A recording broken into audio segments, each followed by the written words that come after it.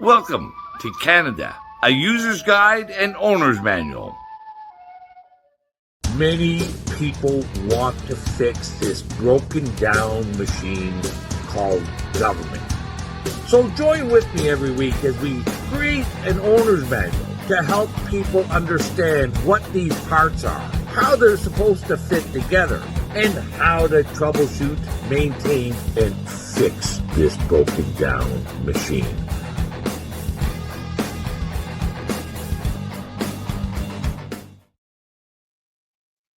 Well, welcome aboard for another edition of Canada, a user's guide and owner's manual.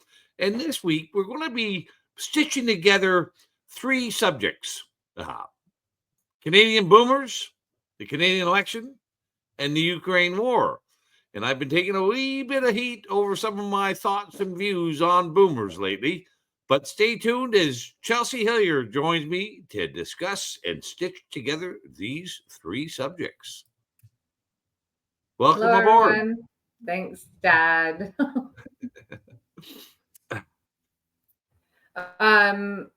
So we're going to talk about boomers.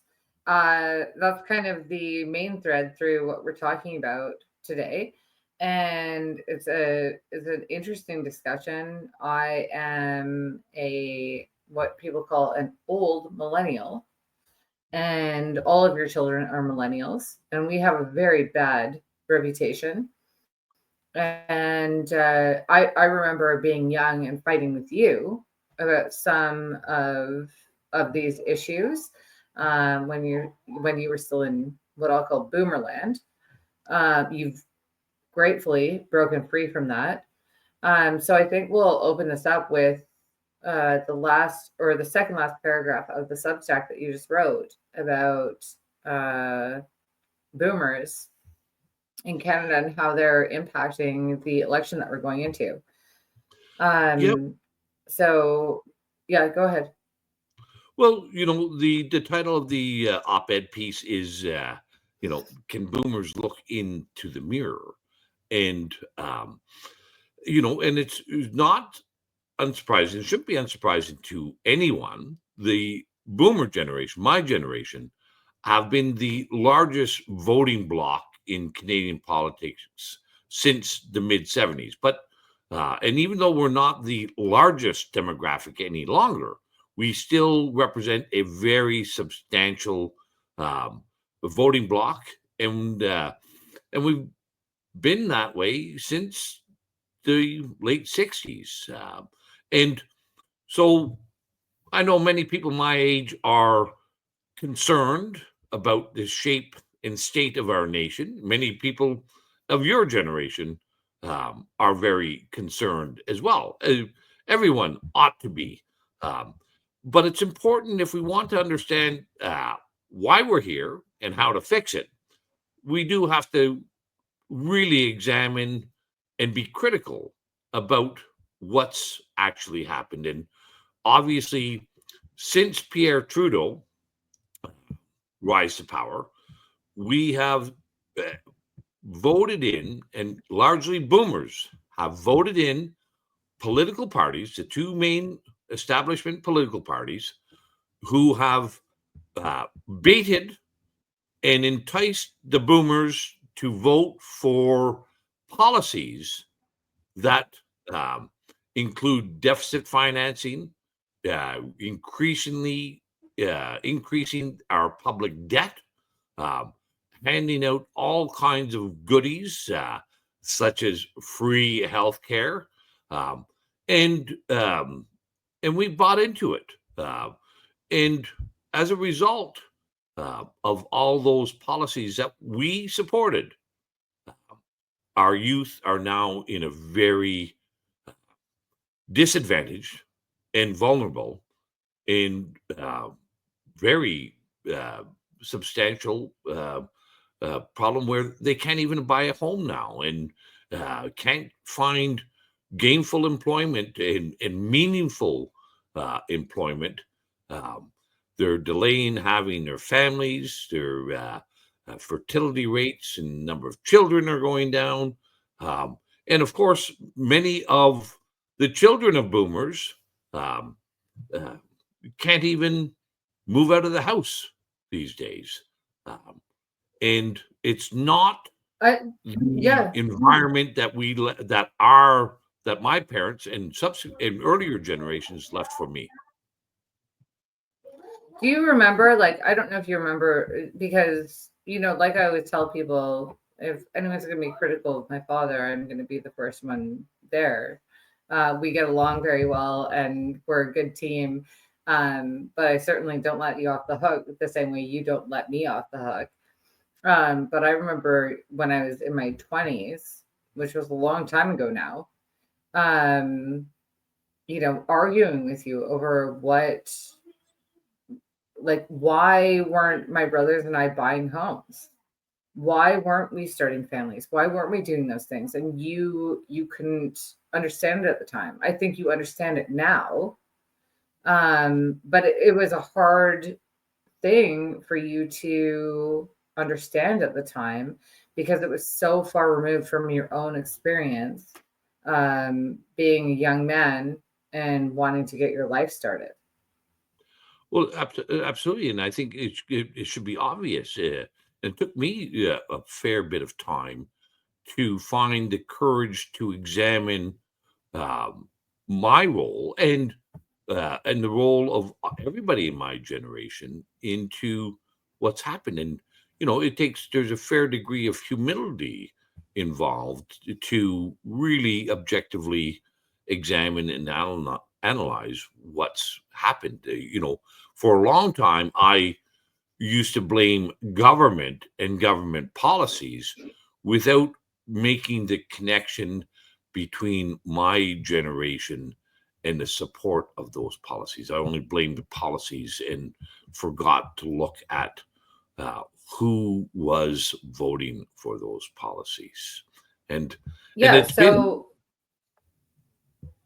Go ahead. well, it's just been very clear now that none of these two main established political parties would ever have been elected if it hadn't been for the boomer voters. Yeah. And I've had some interesting conversations on Twitter about this. I've done some interesting little parodies. I have put out a complete op-ed piece on this on my Substack for people who want to learn more about this. But it's been really enlightening as well to see how the boomers react to criticism. And I've taken a lot of flack, and I will say, just as I took flack during COVID for speaking truthfully about what the government was doing and the voters' role in supporting those mandates as well. Um,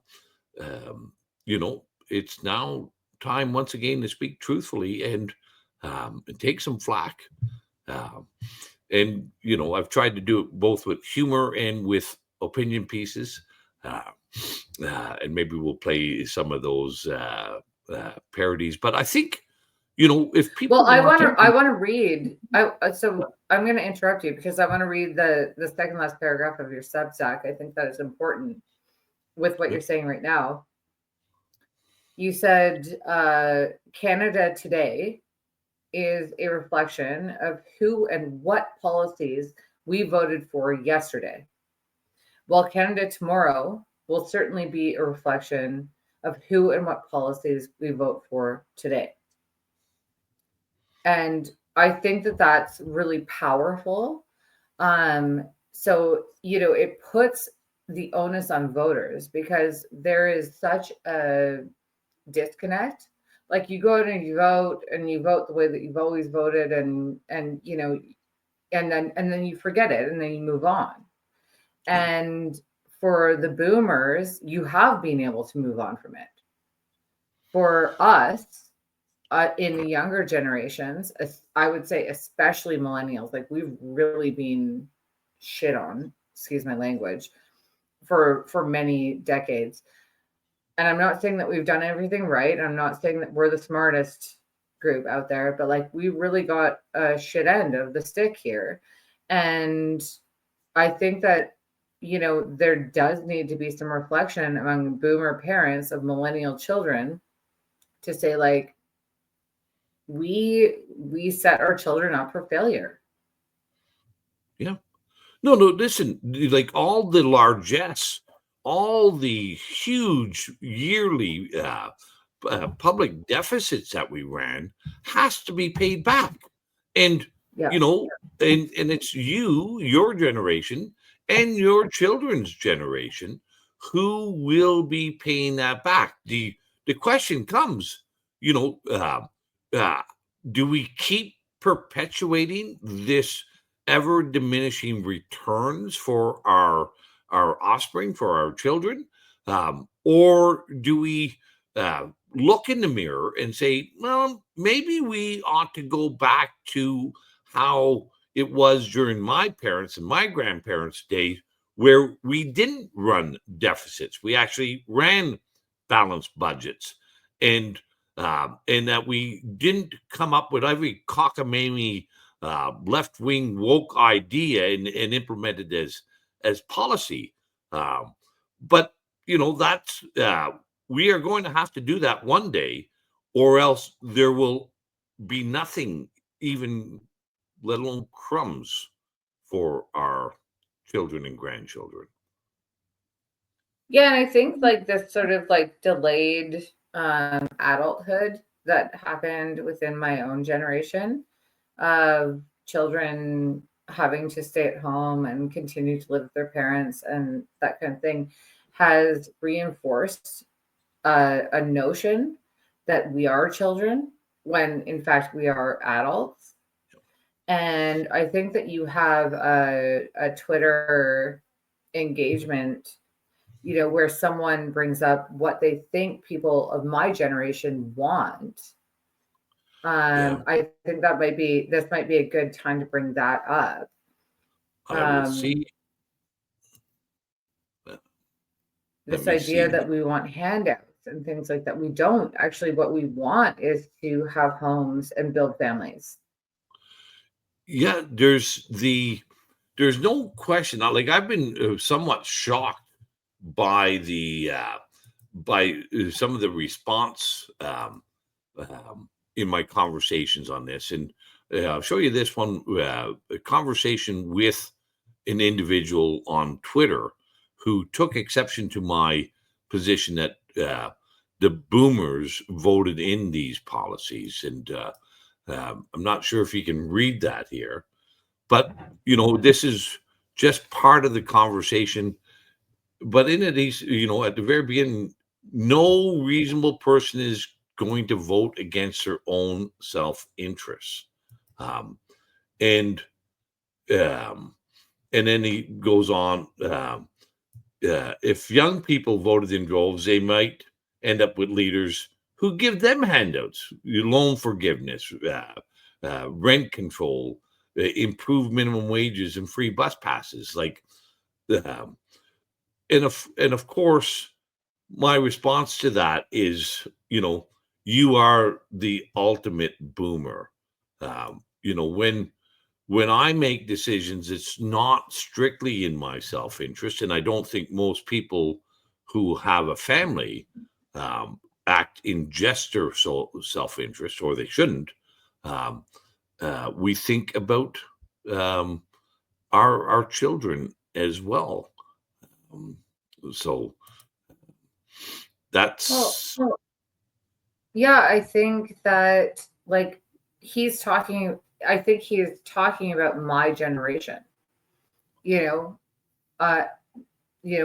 high student loan debt. I never got a free bus pass. I don't even know where that thought comes in, because I know how municipal and provincial politics work. But I am a mother. I have 2 children.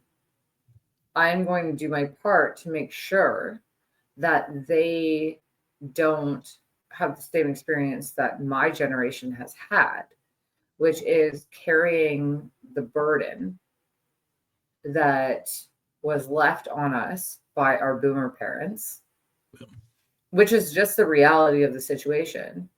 And like, I want my kids to have every opportunity in the world with as little difficulty as possible. I want them to be the next boomer generation, but I want them to make better choices. And you know, I'm going to do everything in my power to do that. And that doesn't mean asking the government to accrue yet more debt. Like, you know, I want my kids to be informed. I'm informed. And yeah, I want a good life for them. And what's happening right now is that I look at the prospects for my kids and I start getting really worried. So no, it's not about asking for more. Yes, there is a contingent of my generation who is very, very concerned with having debt forgiveness and, you know, having things for free. But that's not most of us. Actually, most of us, and I was actually speaking with my husband about this earlier today, was we actually feel like we had to fight for everything because jobs were not a given. Education, like post-secondary education, was not a given. You didn't just get to get in, you know, to a job or post-secondary or anything like that. You had to fight. And you guys, boomers, you didn't really have to fight. You know, you sort of just got to get it when it was there. We rode the coattails of the efforts and the wealth creation of the generations before us. Yeah. But you know, I want to show this clip of how the boomers entered into the political stage, and it's a video of Pierre Elliott Trudeau, and I think it's a really good one. This was in the late '60s. The boomers were just becoming a substantive voter bloc in Canadian politics, and how they were behaving. Because you know, I remember this directly, but I think it's really important for all Canadians to understand just just what actually, hold on for a minute, was going on when the boomers got into politics. Let me. Yeah, and your sister was one of them, right? Oh, remember absolutely. Your sister had the poster of Pierre Trudeau up on her bedroom door, and your dad, I think your dad went and ripped it down. Yeah. Oh, or something absolutely. Like that. So take a listen. This is an old clip from the Liberal leadership of race and time of Pierre Elliott Trudeau, and I think everybody will really enjoy watching this. In the running of this country, because politics are fun, but the fun is over. You're now going to hear the main speech. Trudeau wanted to campaign on his favorite slogan, La raison avant la passion, reason before passion. But he found his candidacy pulled in a different direction. He became the object of a kind of delirious hysteria that came to be known as Trudeau mania.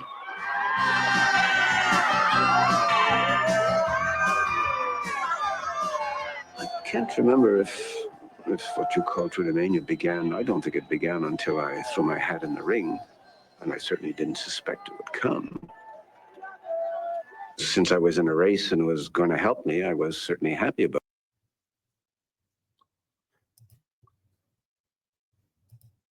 it. And there was Trudeau mania, and it wasn't a bunch of old 60-year-olds who were swarming around Pierre Trudeau. That was, you know, my brothers and sisters who were, I wasn't quite of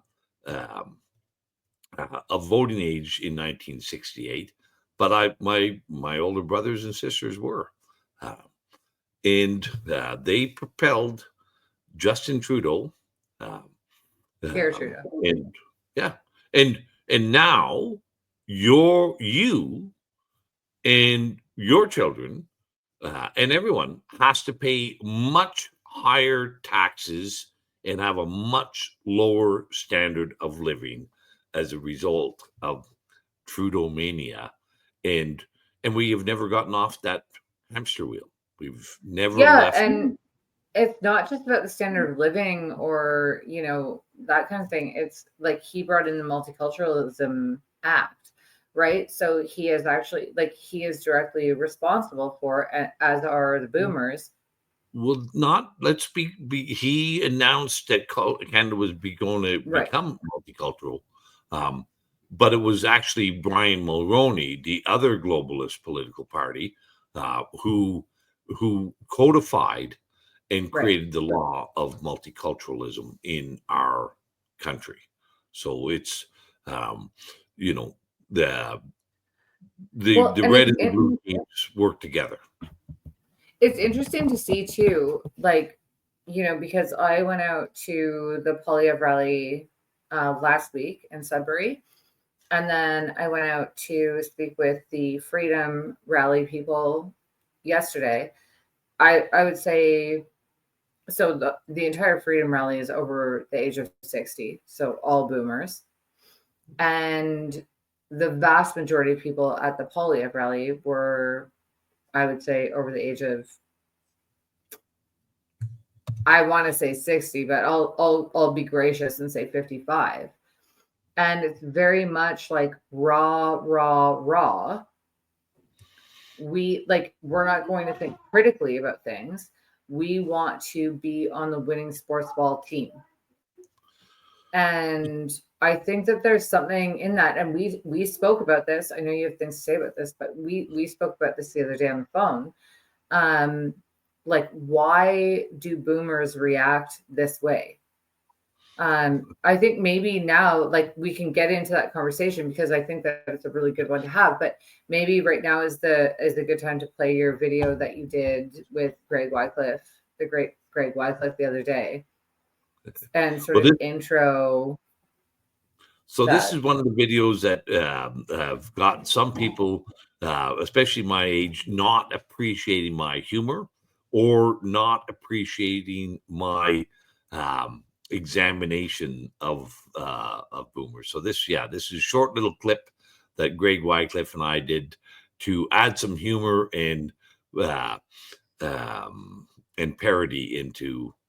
So take a watch. Hey, Uncle Randy, did you see the 25% tariff Trump is putting on the auto industry in Canada? Well, son, I haven't bought a domestic vehicle since I was just a young fellow. Ever since then, I've been buying those high-quality foreign cars like Toyotas and Mercedes.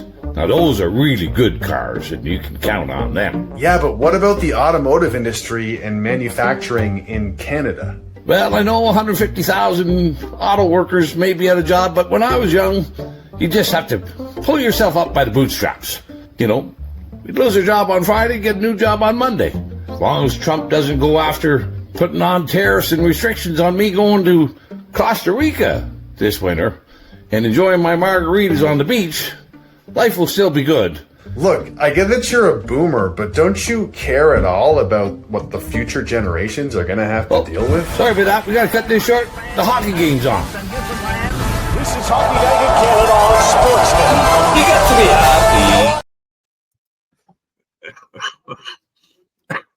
Anyway, we were making a parody, but I think it's important for people to understand, like, people of my generation, as a whole, obviously there's exceptions to every rule, but as a whole, we are able to go on vacations. We have our homes, and that was the way it was in my youth. Like, if you didn't like your job or lost your job one day, you'd just go out and get probably a better job the next day, and that's.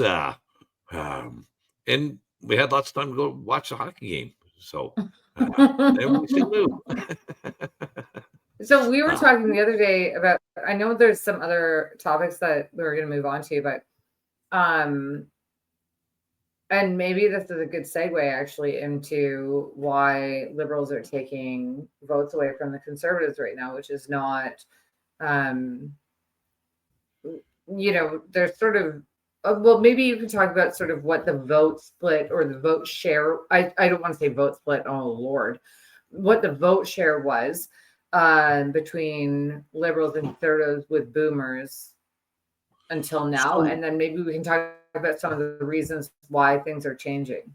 Yeah, so we all know for the last year, the conservatives were head and shoulders way out in front. Pierre Poilievre was very good at coalescing the electorate around two themes. Trudeau must go, and axe attacks, and playing on people's interest of the future, their future. And of course, the Liberals have taken the sail out of the Conservative sails completely. They did what we all knew they were going to do. They got rid of Trudeau. That took one of the sails away. Carney then announced that he was getting rid of the carbon tax, and that took the other big punch away from Poilievre. But more importantly, the Liberals have also been targeting all their policies at the boomers, and it's interesting. I would say neither mainstream political party are speaking to the youth in our country. They're both focusing on the boomers. The Liberals have announced a military policy, and that's historically conservative territory, and they're targeting their message with this Team Canada boomer, anti-American sentiment.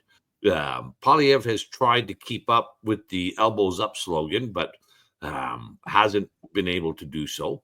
And the Liberals have made the ballot question, Team Canada. If you want to save Canada, you must vote Liberal. And of course, for boomers, saving Canada also means saving their pensions and saving their inflated, costly, overpriced homes, and other things, and saving the vacations. So this really appeals to the boomers, this anti-American sentiment, and the problem with Poilievre is the same problem that most campaign teams have. Is once they go into an election, they have a fixed message that they want to deliver. Nothing will take them off that message. They go through it right to the bitter end, and can never pivot. And I saw this really in spades in my first election when John Tory, the Conservatives, we were all expected to win in 2007 in Ontario. McGuinty had lied, cheated, and stole throughout his first term. And the Conservatives had a winning message, and then they announced they're going to bring in faith-based schools. We plummeted in the polls, tanked.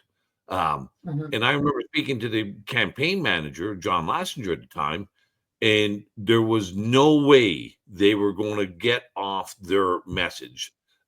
They had already defined themselves, and they weren't going to change. And I think that's what we're seeing play out with the Conservatives. Yeah, and I would argue that at this point, under Carney, and even in the very dying days of Trudeau, the Liberals actually have a more staunchly conservative agenda and campaign than the Conservatives do. They started talking when Trudeau was still in. They started talking about capping immigration and dealing with the immigration issue, the foreign student issue. I actually think that when you hear, and what you brought up, the military, actually the Liberals have a more traditionally conservative platform right now than the Conservatives do. I don't even know what the Conservatives are doing in terms of conservative anything. Well, again, they lost the plot.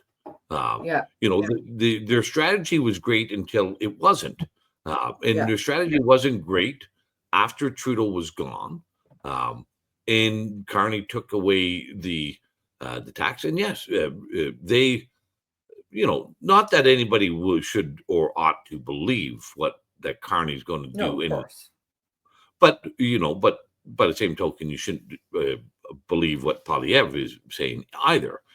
We have a long track record in Canadian politics of broken promises, but they have artfully, successfully um, continued to keep Team Canada as the main ballot question, and that the red team is going to defend Canada better than the blue team. Okay, so let's talk about that a little bit. And so this is the phone call that we had the other day that I'd like to get into a little bit with you, which is, why are the Liberals taking over the Conservative vote amongst boomers? And I have a theory that we spoke about the other day. I have a theory that boomers who are watching this, that you are actually possibly the most propagandized generation that has ever existed. And I'll let my dad speak about this as well, as he is a boomer, but you lived through the Cold War. It was hiding under your desk over nuclear bomb threats, which is very traumatizing for children. It was Cold War slogans. It was war slogans. Your parents had been already through a war, so they were also traumatized. And then you also, as my dad brought up when we were talking on the phone about it, like you were the jingle generation where every single advertisement that you ever saw was something that was meant to get into your head. And so I honestly think that the boomer generation was traumatized, like completely traumatized, and then propagandized through that. So yeah. So, we did have, when I was a child, we did have air raid sirens in Ottawa, and you would hide under your desk and you would go through these drills. But I think more importantly was, we were the first generation to be introduced to TV in our youth. And, and of course, the advertising is what ran TV. Every program was sponsored by a corporation, and every sponsorship came with jingles, and we really became susceptible to, plop, plop, fizz, fizz. Oh, what a relief it is. Like even, 60 some years later, I can recite those, what was the one? When you brush your teeth with Pepsodent, and like it was just, like everything was a slogan, and I think we became really susceptible and vulnerable to technology, and that remains today. And elbows up is just another jingle and just another slogan. Nobody has ever tried to define what the hell elbows up is. But there was that great image of in Toronto with all these 70 plus year old people out watching and cheering on Olivia Newton, Olivia Chow with their elbows up and taking selfies. You know, so and Orange Man Bad is just another slogan. So, but that is another part of it that I don't think people in my generation want to really look into very much and examine what happened to this generation that had so much promise and such great expectations that Well, and I we. think that like I don't want to get too like psychological on this, but like I do think that it's something like because every single one of my friends, their parents are boomers, just like mine, right? Just like you. And I know we've spent 2 decades plus talking about like why don't our parents understand us? And of course, every generation feels like that. But I think that there is a closed offness within the boomer generation to be able to accept that, like, perhaps you guys actually didn't know it all and that maybe you still don't. And I think, and I'm not saying that we have all the answers, don't get me wrong, but certainly there's like this massive disconnect. And I think that that matters when we're looking at how politics is being marketed to the boomers right now. And this is what I keep telling my candidate here in Sudbury, like, we have to market to the young people. We need to, and by young, I mean like literally 45 and under. Like, I'm not talking about kids, I'm talking about fully grown adults. It's like, how do we let them know that we want to actually help them curate and craft and create a life for themselves and their families that is going to be worthwhile? Because right now it's feeling pretty dire for a lot of us. Yeah. Well, the younger generations are not going to be able to count on the boomer generation to do things correctly. And that this is where it bridges in with between slogans, the boomer generation, the public policies, and now we find ourselves in this election. And I want to throw out, here's another slogan, Slava Ukraine. Just another slogan. And I have put this out that, Canada, our two main political parties, the Conservatives and the Liberals, are indeed globalist political parties. They represent the interests of the wealthy globalist corporations.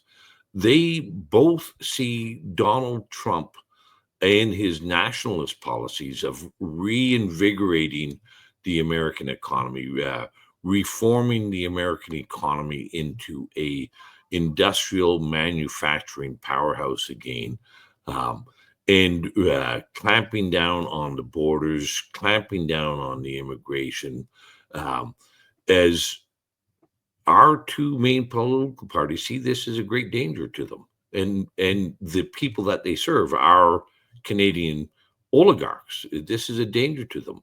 And in the globalist partners of the Conservative and Liberal Party are now utilizing this Canadian election and Canada in a similar fashion to what they utilized in Ukraine. We are now the proxy battleground for the globalists in their war against Trump.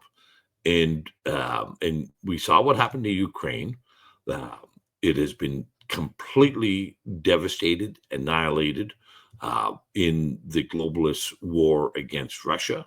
And again, Putin and Trump share some similar views, a significant number of similar views, in that to have an economy that is productive, that is building, manufacturing, harvesting, and utilizing natural resources, and with a Christian foundation and moral code.